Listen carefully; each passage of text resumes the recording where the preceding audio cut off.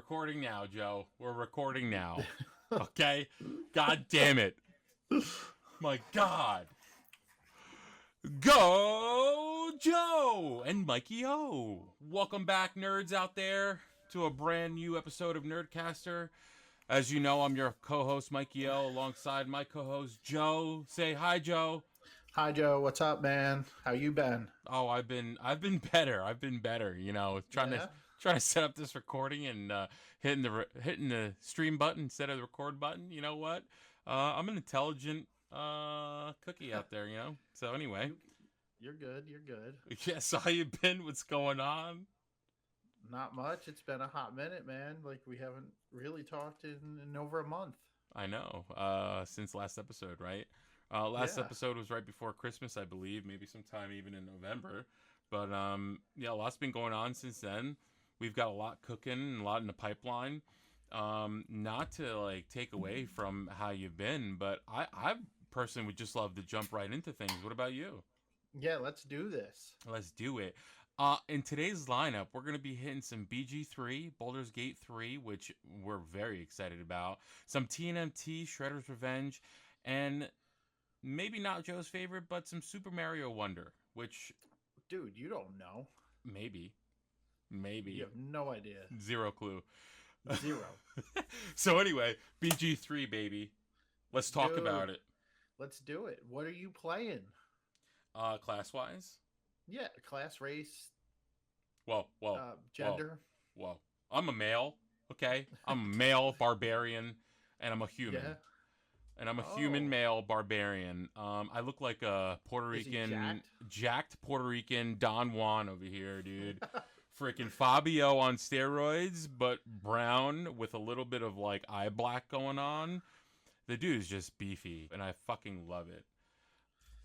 Bro, what type of what level are you? How far are you along? I think I'm a level 4 barbarian. Well, first of all, I'm multi-classing with this barbarian. So let's put it out there right away. Okay, multi-class warlock is the way to go.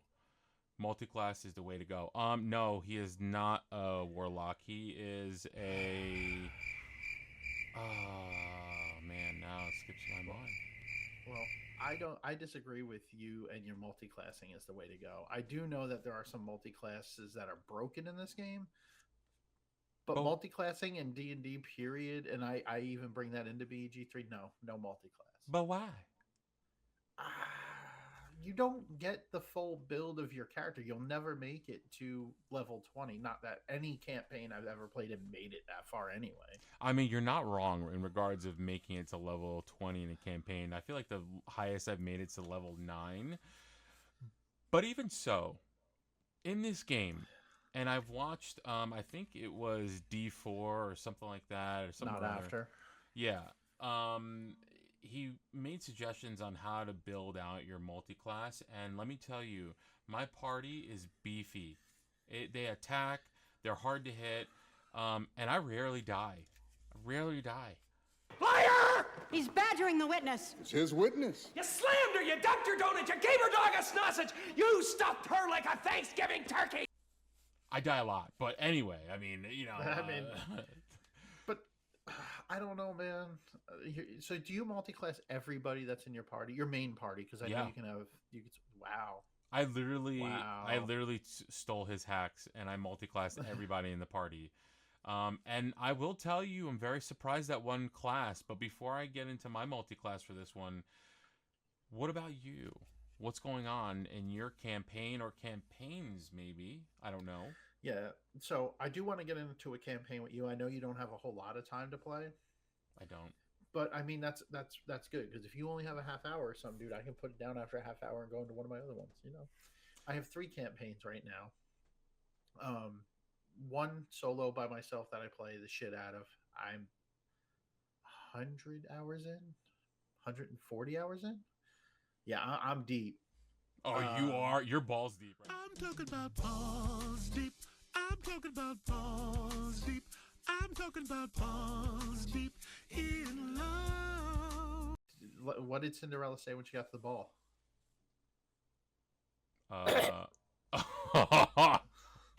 Yeah, okay. That's how deep I am. Yeah, I love it. On the other campaign, I'm playing with Lori. We're in Act 2 in the Shadowlands. I'm about to enter Act 3 on my solo campaign, and the other campaign, we're not even at the Goblin camp yet. Nice. So So you have 3 campaigns going on. Holy shit, dude. That's a lot of campaigning. only 2 that I play regularly. Yeah. Yeah. I mean, so what you're saying is that you're obsessed with the game. You can't put it down. Very close. I mean, the second I get home from work, if I have time, I put in an hour or two. Weekends, I try not to spend too much money, so just been staying inside. Playing for more than an hour is where I need to be, because if I play anything less, that's where I feel like I'm not getting my time's worth, because I don't progress enough in the game. I feel like I'm looting and then organizing my fucking loot. See that so that's one of the biggest complaints I have, and I'll get into that if you really want to hear me go off on a fucking rant. Um, it has to do with inventory in this game. Oh god. Dude, dressing the characters up in this game, like, oh well, I'm at insert your trader that you're trading with here. Oh, look at this magical item they have. It's better than what Shadowheart's wearing. Let me get that. And the barter and trading and buy. I just buy shit at this point. I have enough gold where I don't even try to barter anymore, because trying to balance that out where I'm not losing extra money on the barter is a fucking hard thing. I don't barter Yeah. anymore. I just sell my shit. I've looted Yep. so much shit that I'm like, fuck it, just sell it all. Just sell it all Yeah. off. So, speaking of that, I don't know who you're trying to romance in the game, but I am trying to romance Shadowheart. And there's a scene, if you get the Night Orchids and there's only one place to get them, and you can only get them once in the Shadowlands. You get a cutscene of giving her the flowers, and it's whatever. It helps boost your rating. I fucking accidentally sold the flowers somewhere, dude. You stupid idiot! Because that's where I'm in the Shadowlands as well. Yeah, don't And- sell your alchemy pouch, because it puts it in the alchemy pouch, and I don't do alchemy in the game, so I just sell all my alchemy pouches, and now and you can buy stuff back if you know who you sold it to. You done fucked I up, don't- I- Aaron. Dude, I've been going to every fucking trader that I remember trading with, like, yo, is it in your stock? I can't find it. I've tried for 2 days to look for this shit. This dude over here is trying to buy back what he just sold off, people. Yeah, no, see, I didn't sell off. I'm a hoarder, okay? I have like 4 chests full of just crap, and then I just bulk sell. But now I know, because I'm in the Shadowlands. I haven't got rid of anything, and that flower is going to get me to the other flower. You know what I'm saying? You know what I'm saying? Yeah, that's exactly what I was trying to say, and I fucked it up.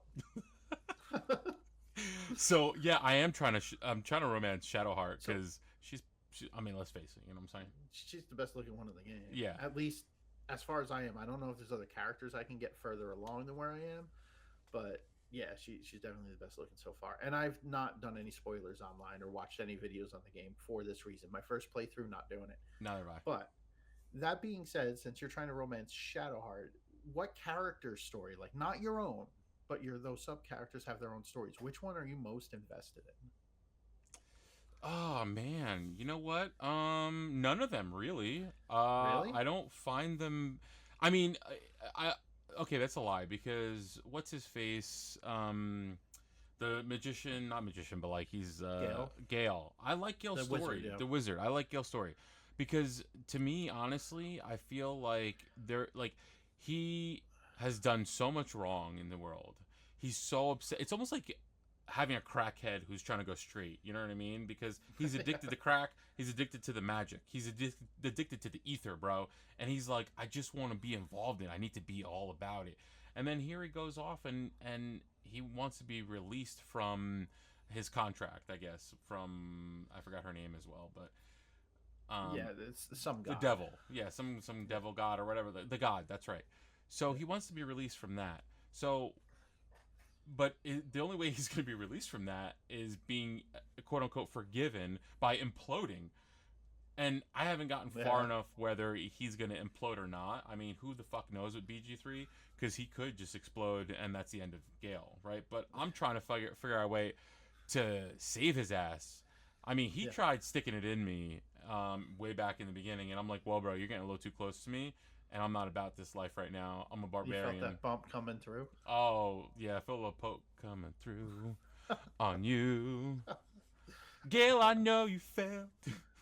God, I hate that song. I love that song. It's so Ugh. raunchy. It's so raunchy. But so that's the other thing. The mother say he does explode or implode. Is that a TPK for the rest of the party when if/when that happens? Because if I got that ending, I'd be kind of pissed.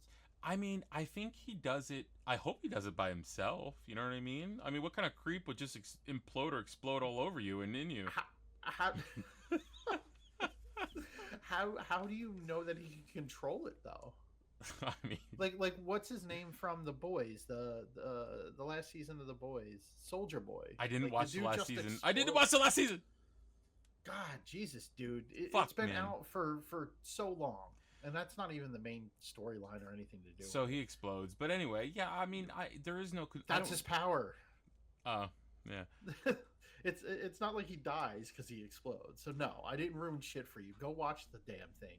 I don't know if it's gonna ruin the story. I don't know if it's gonna be a TPK at all, because I would think that he's gonna go off on his own and do it if he's gonna do it. But I'm trying to like stick with this dude and keep him in my party for some odd reason. I don't know why, because he consumes fucking magical items. Why would I want to keep him Frees around? up stuff in your inventory. But I hate. He's got a special place in my heart. You know. I mean, he's in my main party as well, and I'm a sorcerer, so I don't really need another magic user. But as far as the rest of characters I would choose, it's between like Asterion, who I can't stand, Halcyon, who I can't stand. It's like he's the lesser of the characters that I can't stand. So you're in my party, bro. Yeah, I mean he's welcome anytime until I find someone else better than him. Yeah, but the rest of my party is Shadowheart and Karlach, and me and Gale. So I'm not leaving Shadowheart. I'm not leaving Karlach. I'm not taking myself out of the party. So Gale, you're here by default because there's nobody else better that I can choose from. You know what's funny? That's the same characters that I have in my party is Gale, Shadowheart, and Karlach, and myself, because they're beefy. Well, that's the next thing I was going to say. Well, you need the cleric for healing. I use her mainly for healing, and that guiding bolt shit in the Shadowlands is chef's kiss. It's overpowered as hell.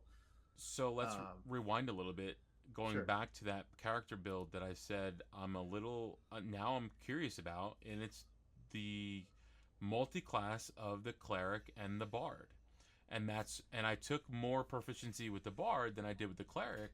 But that's kind of turned me on by playing BG3. Yeah. It's turned me on to playing Bard, because Bards, once you get up in the 5th level, like Bards are fucking nasty, dude. Drop it, dude. I've been playing a bard in D&D for how long? And I know. in Baldur's Gate 3, it was my first pick. I love the bard, but I don't play a musical bard, which everybody thinks a bard is. I play more of the actor bard or the entertainment bard, like a William Shakespeare type thing. Because I can't fucking sing. So if I'm playing D&D and my dude needs bardic inspiration, he's got to sing a song to inspire you. Nah, I'm going to be the actor guy who's just like movie quoting shit to inspire you. Like, I can't think of anything right I mean, Joe, like, listen. you can do it! You can do it! We suck again! Yeah.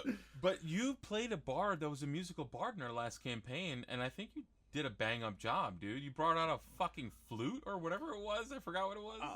I have a recorder, a The triangle. recorder. Yeah, I dude. bought the triangle too. I bought my electric bass at one time, or that's when we hosted at my house. Yeah, no, I didn't have to I load my gave amp. you a magical item as a powerful. Yeah. It was a triangle, and that was a pretty Yeah. badass item. I came up with that Which- shit on my own. Dude, So and I went out and bought a triangle, so when I used it, I actually had a triangle. yeah, that was dope as fuck, man. I like that I don't shit. know. I thought that shit annoyed a lot of people. But thinking about playing characters and redoing multi-class, and you say you don't like to do multi-class, give me some thoughts around like what you would do differently if you played a different campaign, or what you would do differently now that you know more of the storyline. Would you kill certain people? Would you not kill certain people? I want to play. I want friends to do this though. I want a group. I want to play an all evil campaign. I want to recruit characters that you can't recruit unless you're legit evil. So I would like to get Minthara, and you can romance her as well. I don't really remember what she looks like because she's dead in all of my campaigns I'm currently playing, but I think it would be nice to take that, and then I don't know anybody who has not played Baldur's Gate. Some of these terms and things we say may not translate, but there's a camp of tieflings. I want to destroy the whole camp, and you can do this in the game, but that's an evil playthrough. And how hard does the game become with an evil playthrough? Because now people may not be so willing to help you. Yeah, that is true. That's a good perspective. I really want to see what happens when you do an evil playthrough. And then another one is an I don't give a fuck playthrough. Like, I'm the nice guy right now in all the campaigns. It's like, no, I don't need your money. You don't need to pay me for helping you. Like, I did it out of the kindness of my heart. Yay me. Like the folk hero that I am. Oh, no, and fuck no, that. I want to go like, oh, I saved your kid, you tiefling weirdo. Like, nah, you got to fork over some dough. Like, my services ain't free, even though you didn't ask for them. Yeah, no, that's interesting. I never thought about playing an evil playthrough. That's a good. I'm down, bro. If you want to play an evil playthrough, I am down. I will do it.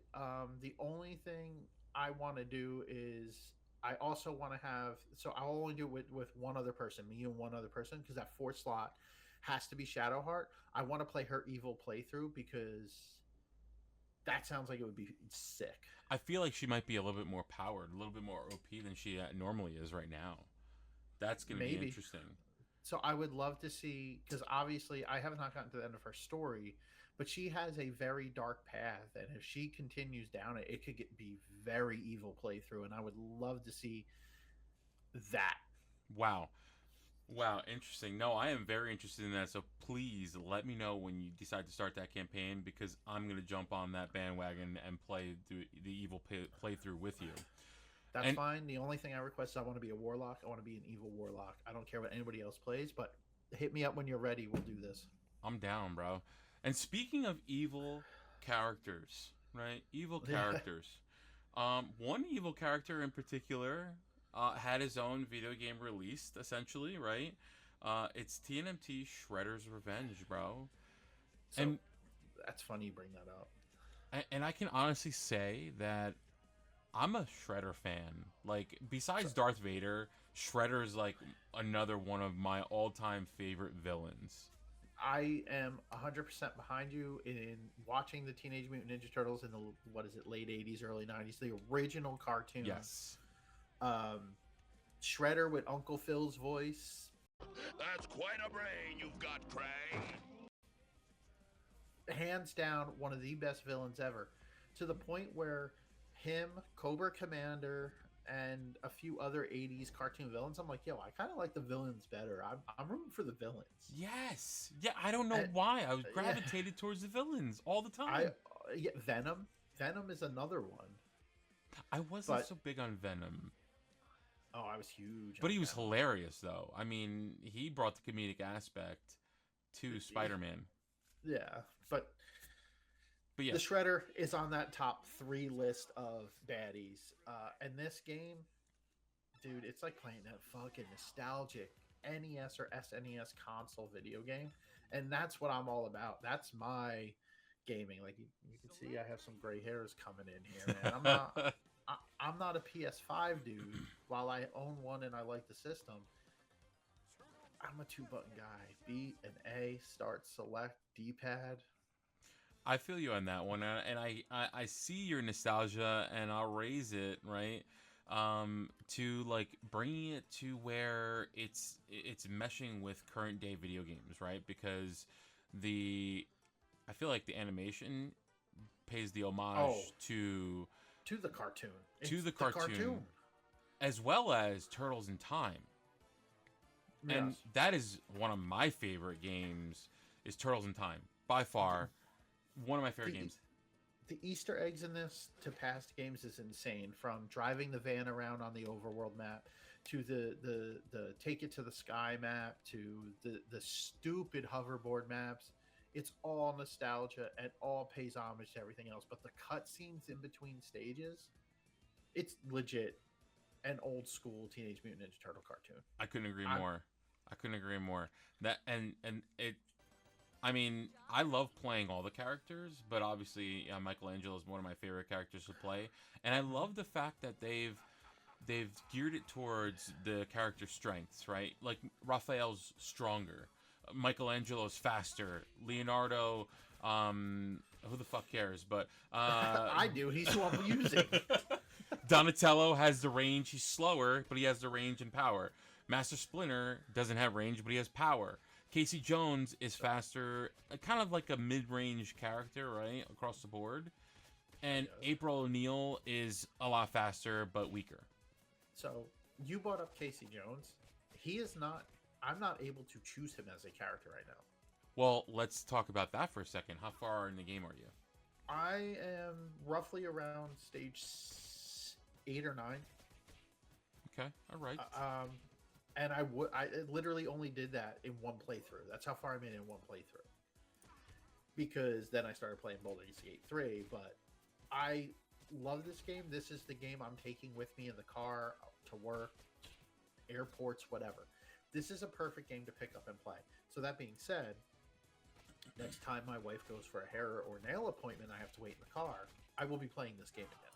Good, as you should, because I feel it really is a good game, and it's not even that it's not that long of a game either. I mean, there's 16 levels. Like I said, I made it to level 9, 8 in one night, and that was maybe 2 to 3 hours of playthrough. And spoiler alert, and just so you know, I mean, once you beat the game, you do unlock Casey Jones. I have a complete in box for pop it like it's hot, pop it like it's hot. This I tried doing that off mic. This hydration break is brought to you by absolutely fucking nobody because we're not sponsored. However, if there's anyone out there that'd like to sponsor Nerdcaster, please go ahead and hit us up. Yeah, maybe somebody like Athletic Brewing Co. Ooh. It helps if I know where my camera is. There it is. Oh, I see you, Athletic Brewing Co. Anyway. Yeah. So I was really mad that you could choose April O'Neil, but you couldn't choose Casey Jones out of the box. I mean, I was like, I don't need these characters. I'm not playing as April, dude. Like, she's actually fun to play as. I don't doubt it. I've played the entire game so far as Leo. It was either between him and Raphael, but if Casey Jones was the character I could choose right out of the box, he would have damn well been the first one I chose. He's okay to play as, to be honest with you. I don't enjoy playing as him. He to me is like the Green Ranger of Power Rangers is Casey Jones to Ninja Turtles. Man, fuck the Green Ranger. That's all I gotta say. I mean, in real life, fuck you. In real life, like he's cool, but like and God rest his soul. You know what I mean? R.I.P. homie. But Jason David Frank, yeah. Yeah, I didn't like him as a Green Ranger because he was he was feuding with the Red Ranger, and Jason, bro, Jason the Red Ranger was all right. You know what I mean? Like, no, you didn't like Jason? Way better than Jason. Tommy was no. I liked Billy better than I liked Jason. Get the fuck out of here, bro. Get the fuck out of here. Power Ranger show then, bro. I'm telling you. I don't know. I'm telling you, but I'm telling you. You tell me. You tell me real hard. But no, so I mean, for me, this game, the gameplay, the character selection, the difficulty as well. I mean, there's some good challenges. There's some really good challenges in this game. One of the pain in the ass challenges is not getting hit at all throughout the entire level. And when I'm playing with my daughter in this game, that's kind of difficult because those challenges go out the fucking window. Just yeah. I strive for them. I think on 6 out of the 8 or 9 boards I got all of them. Some of them are ridiculous, dude. Like, don't get hit by thrown objects or hit the enemy with shoulder hits or slide hits or whatever 9 times. Yep. Yeah, that becomes a little bit annoying. Yeah. Yeah. So I don't really worry about the challenges. Yeah, and what I like about it too is that I can put it on a difficulty level where it's not hard for my daughter. My daughter's 4 years old, and then my other daughter's 2. So my wife, my daughter, and my two daughters, we're all playing as the four Ninja Turtles, which was awesome. You know what I mean? Check out the clip on our TikTok. Yep, there you go. Thank you. I love that drop. So there you have it, ladies and gentlemen, or should I say nerds and nerdettes, right? So next episode, we're going to be hitting some live-action 90s TV shows from 1990 all the way through 99. So be prepared to get those goosebumps on your arms, because I got them, right? So take us home, Joe. What do you got for us? All right. Yeah, remember, guys, you can find us and follow us on Facebook at Nerdcaster, on Twitter at Nerd_caster, on Instagram at Nerdcaster. And where can I find us on TikTok there, buddy? Nerdcaster 2.0. Yeah, and don't forget to check out our website at www.nerdcaster.com and find us on any and all of your favorite podcast platforms. I'm not listing them all. There's way too many at this point. Way too many. Nerdcaster. Take us out. Out.